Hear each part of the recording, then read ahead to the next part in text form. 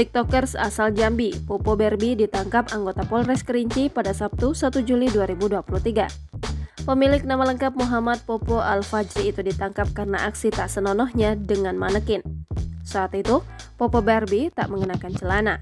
Video tak senonohnya dengan patung itu diunggah di status WhatsApp-nya. Bahkan pada Sabtu 1 Juli 2023, nama Popo jadi trending Twitter. Kasat Reskrim Polres Kerinci, AKP Edi Mardi dikonfirmasi membenarkan hal itu. TikTokers Popo Barbie mengklarifikasi terkait video viralnya yang sedang melakukan hal tak senonoh dengan patung atau manekin. Popo jadi sorotan karena video tak senonohnya dengan patung viral bahkan jadi trending Twitter pada Sabtu 1 Juli 2023. Ia jadi sorotan warganet yang geli dengan kelakuan tersebut. Setelah sadar videonya viral, Popo Barbie menyampaikan klarifikasi. Ia meminta maaf atas beredarnya video tersebut. Popo mengaku ponsel Android-nya hilang dan handphone itu tidak berpassword atau pola sehingga bisa dibuka oleh mereka yang menemukannya. Namun yang memegang handphone itu membuat status WhatsApp yang berisi video Popo Barbie sedang melakukan hal tak senonoh dengan patung.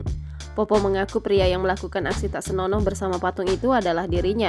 Alasannya adalah untuk koleksi pribadi.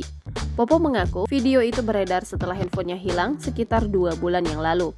Popo menduga orang yang memegang handphonenya yang hilang itu kemudian menyebarkan video tersebut.